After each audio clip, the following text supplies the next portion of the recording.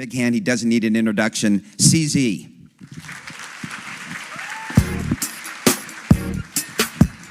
Thank you. Bienvenue à Paris.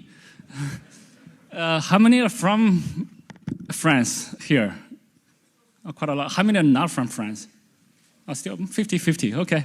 And how many heard about Bitcoin? No. How many have crypto? All of you guys, okay. So this is a crypto crowd. It will make things a bit easier. Let's see how this works. So I'll talk a little bit about, I rarely get a chance to do keynotes, actually. Most of the time it's easier to do a fireside chat because then I don't have to prepare that much. So I actually spent an hour preparing this sales speech for Binance. So I'll click through it and take you guys through it very quickly. So most people know Binance is the largest crypto exchange, but we actually do a lot more than that. So we're the largest fiat to crypto exchange supporting 56 different fiat currencies. We're the largest futures exchange by far. Whoa. All right, I think I must have said something wrong. Welcome to crypto.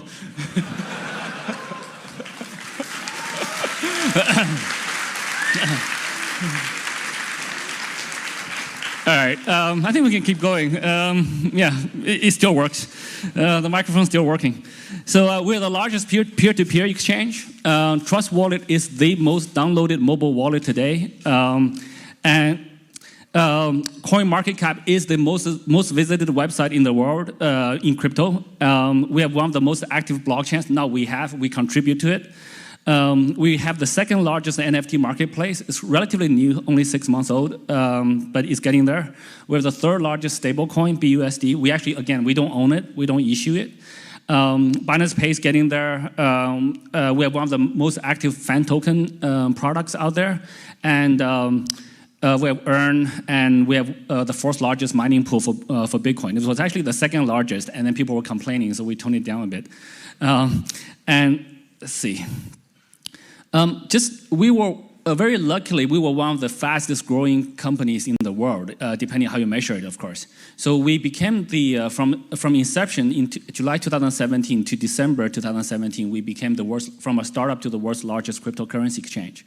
What most people don't know is that we are also we are probably the startup that reached $1 billion in profits, not valuation, in profits the fastest, roughly in that time period as well. So today, on May 19th, we carried almost 200 billion in transaction volumes on a single day. So crypto is no longer that small. Actually, one of the slides went missing, but anyway. So today we have about 118 million registered KYC trading users. So this is just one centralized exchange alone. This doesn't include Trust Wallet, CoinMarketCap, etc. So CoinMarketCap, right now it's the 86th most visited website in the world. At peak, it's like 50, ranked 50-ish. What you will notice about CoinMarketCap is it doesn't have any ads.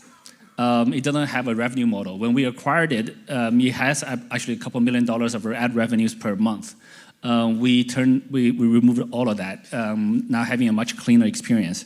So we want to make it a very clean experience. Trust Wallet is actually doing really, really well. Many people don't know the numbers. It's installed on 50 million plus devices. We estimate about 25 million users. It's growing pretty quickly. And the DeFi trading volume is about 10% of CeFi trading volumes. So DeFi is no longer that small. These are the countries. Out of the top 100 countries in crypto volumes, we occupy 79 of them today. It fluctuates a little bit. So we're number one in most markets. In most of the important markets. We are very heavily focused on compliance. So over the last few months, we actually got 4 licenses. So there's Bahrain, Dubai, Abu Dhabi, and also Sweden. We have a registration there already. We're working with 40 plus different regulators, different governments. we see a very big shift in the attitudes of regulators today versus last year versus before that. Before that, nobody cared. Nobody talked to us. Last year, they were talking to us in a negative way. This year, most of them are talking to us in a positive way. So that shift is very clear and is very transparent. Is very indicative of how the industry will evolve. We also invest very heavily in the industry. When we started Binance Labs, I actually thought it was going to be a money-losing initiative, especially if we counted in BNB terms, because we invest in BNB. I thought, out of 100 projects, the average of that cannot outrun BNB because, we have one of the hardest working die-hard communities, including all of you guys. But the fact is, Binance Labs invest in early stage projects that are smaller, and the total market cap is smaller. BNB today is somewhat around 50 to 80 billion market cap. Over the last 3 years, Binance Labs invested in about 130 million US dollars roughly into about 100-something projects. Today, the total liquid market value of those tokens or projects is about 7 billion US dollars. So we did 66x. Actually, it slightly outperformed BNB, but it's 7 billion versus a 70 billion market cap size. So BNB has also grown 30x over the last 3 years. So on this point, we'll continue to invest very heavily in the industry. We're actually going to ramp it up because the performance has been good, and we feel that we need to do more. So last 3 years, we've been pretty cautious, and over the next little while, we'll be much more active, much more aggressive in our investments in the industry. So we'll do further. And we're collaborating with partners in France, which we'll talk about at the end. Let me talk a little bit about our values, the vision, mission, values. Our vision is very simple. We want to help increase the freedom of money for people all around the world. At the same time, hopefully without sacrificing security, ease of use, compliance. In human history, anytime we're able to increase the freedom of something, the society advances to the next level. So if you think about freedom of information, internet to the large extent, freedom of speech in many countries, freedom of education, freedom of press, freedom from slavery. So anytime those freedoms increased, our civilization advanced to the next level. So I think today we have the unique opportunity to contribute to increase the freedom of money using this new blockchain technology. So, and how do we do that? We want to, very simple, we just want to provide people access to crypto. So we want to build tools for people to use crypto, for people to access it, for people to buy, hold, transact, invest, raise money with it. We just want to provide the tools people use. One thing, I get asked very often about why Binance is successful, how did we get there, etc. Our products, people can copy, but our values, very few people have copied 100%. We protect users very, very strongly. I think many of you guys, how many of you guys have been with us from earlier than September 2017? A few, okay, yeah. So I'll give you one example of how we protect users. We started in July 14th, 2017. By September 4th, China issued a policy saying no more crypto exchanges in China, no ICOs, and anybody who have done an ICO should return the money to the investors. This is like a month and a half after we started. We raised $15 million US equivalent in BNB and ETH in July 2017. So luckily at that time, BNB was okay. BNB price went to 10x ICO price and then dropped to about 6 because of that announcement, but it's still 6x. So nobody wants to return $6 for $1. We did help facilitate 4 other ICO projects on our platform. All of those projects were underwater. So those projects do not have enough money to return to the investors. We calculated the gap. The gap was about $6 million US. In about a 10-minute meeting, and I was actually on a train, our team called me and said, look, maybe we should use our own money to cover the gap. So at the time, we raised $15 million US a month and a half ago. We were still burning through the cash. We're hiring, we're recruiting, we're launching a new platform. We're not profitable. But we said we're going to take $6 million out of our treasury and cover that for the other 4 projects. So some of you guys probably remember this if you guys were with us from 2017. And till today, that's the largest single spending in Binance history. It's more than 40% of our treasury in one go. But we did that. We spent that money, and guess what? We got actually at the time I didn't know what the response was. We just thought it would be pretty positive. But we got overwhelming positive response from not only the Chinese community, but also the international community. So and all the users flocked to us. A month later, we became profitable. A month later, our user growth went through the roof, and we become a profitable, sustainable operation. So that's just one example, but it's not easy as a 1.5 month old startup to like spend 60 or 40% of your treasury in one shot. We did that many times over our history, actually. We have a few firsts. So we're the first to provide guaranteed 24-hour response time for customer support. Back in 2017, if you raise the support ticket with a cryptocurrency exchange, you'll typically be waiting for like a couple of months.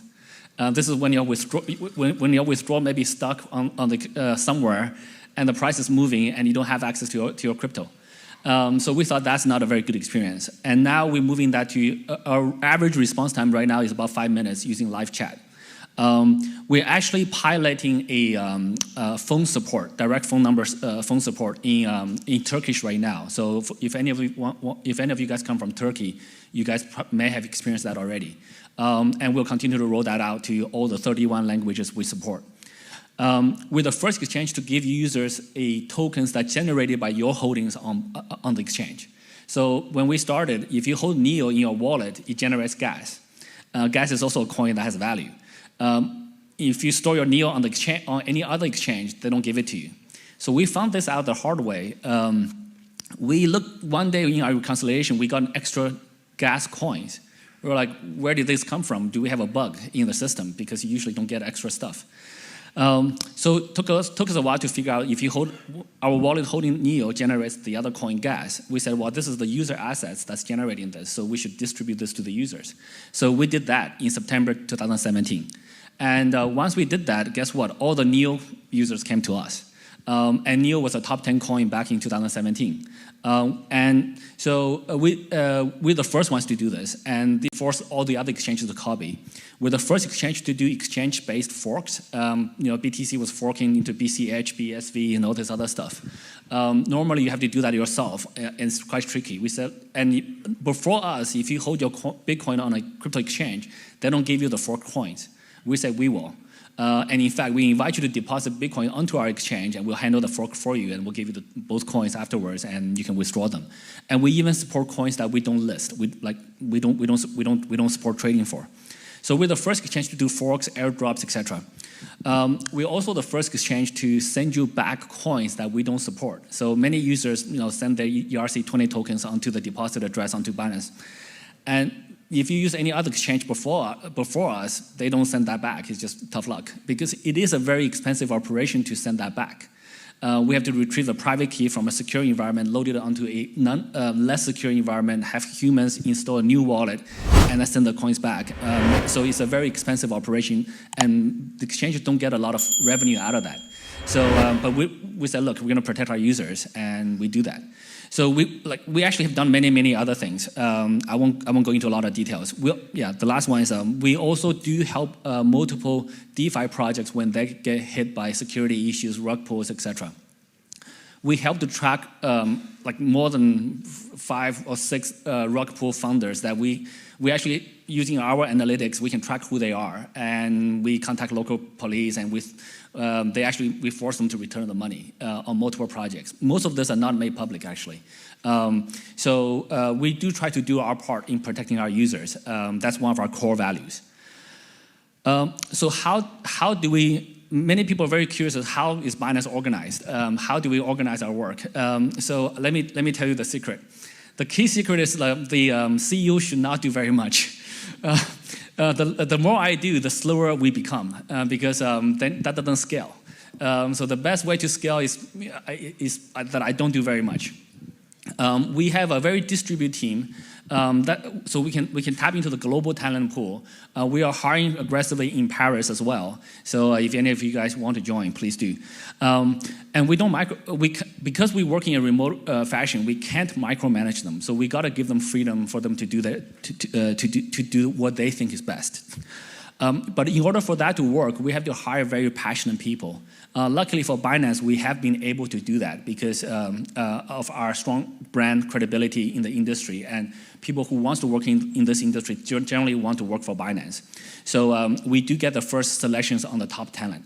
So we also don't do, most CEOs need to do funding, strategy, and then people. I don't do the first two because we're cash flow positive a startup, so we're okay on the funding part. Our strategy is very simple. We just want to provide access to crypto. So the only time I spend really is with our people. So I do spend a lot of time interviewing, talking to people, and making sure we're actually very chaotically organized. We're not very well organized, so we still need to fix that. We stress on 2% strategy, 98% execution. So it's all about doing. It's not about strategizing or talking. And then you get lucky. We have been extremely lucky. We started at the right time in the right industry. The industry has been growing. Actually, my first slide that was missing was talking about the industry growth. So our success comes from the growth of the industry. But we also worked really, really hard. I think we're one of the hardest working teams out there because all of our people are very passionate. And we just grow with the industry. We try to help other crypto exchanges, other industry peers to grow. We actually do not view them as competitors. Many of them view us as competitors because we have a slightly larger market share and they can take meaningful market share away from us. Unfortunately, I don't want to sound arrogant, but most of them are so small that if we take market share away from them, it doesn't move the needle for us. So we actually need to grow the market. We need to make the industry bigger. And this is why and in fact, we want to have multiple other businesses in this, becoming bigger in this industry so that we can have an industry alliance that can communicate with regulators, that can do lobbying, etc. That's our view. So this is why we always invest in the industry. We always pushing the industry boundaries. We go out there talking to multiple governments, trying to push this industry forward, and we always explore what's best for crypto. So now we're in France, right? So why are we in France? France, I believe, is very uniquely positioned to be the leader of this industry in Europe. France has some very pro-business, pro-crypto regulations, and also just the government attitude towards this industry, towards business, has been phenomenal. I think this is one of the most progressive, open-minded governments of the established countries in the world. So the government here is also extremely knowledgeable about crypto. And so given all of that combination, we feel very strongly that this will be a very, very good place for us to grow this industry. So we actually have already done a lot. We committed to invest 100 million euros last year in November. We donated very quickly 2 million to Chateau de Vassal to help them restore one of the rooms. I think it's the Both Eyes room, which is quite fitting for our industry. We have an office here right next door. I don't know which direction. And we already have 50 members here, and we're working very closely with the local governments here. And I also want to announce that we have a partnership with Station F. And Roxanne, would you want to? I would like to invite the CEO of Station F on stage. We have a collaboration with them, and she can probably go into a bit more detail on how we work. Super. Thanks. Thanks so much, CZ. It's a huge honor. So I think probably for people in the room who don't realize that, it's an announcement that just happened 1 minute ago on this stage. It's a first ever for two reasons. I think it's a first ever for Binance as well, but I'll let you confirm that. First ever for Station F in terms of a Web3 program in our space. So for those of you who don't know Station F, it's the world's biggest startup campus based in Paris. If you haven't come, please come and visit us. We're not too far. We have 30 different programs covering a lot of different verticals, but this is our dedicated Web3 crypto program, and I'm so thrilled that it's with Binance, especially after everything you just showed us on this screen. It was incredible. But is it also, it's a first ever for Binance as well, am I correct? Yes. Yeah, it's the first ever we have worked with a incubator program in a physical way. We have a physical space in Station F, and we're working in a very deep collaborative way, both in terms of selecting, funneling projects together on both sides, and we'll invest in them, we'll advise them on token economics, we'll hopefully help them to do the initial sales if their product gets traction, and then hopefully we can give them liquidity by listing them. And we want to grow this local economy. Thank you so much, Roxanne. I think that's it, really. Yeah. So, yeah, merci beaucoup.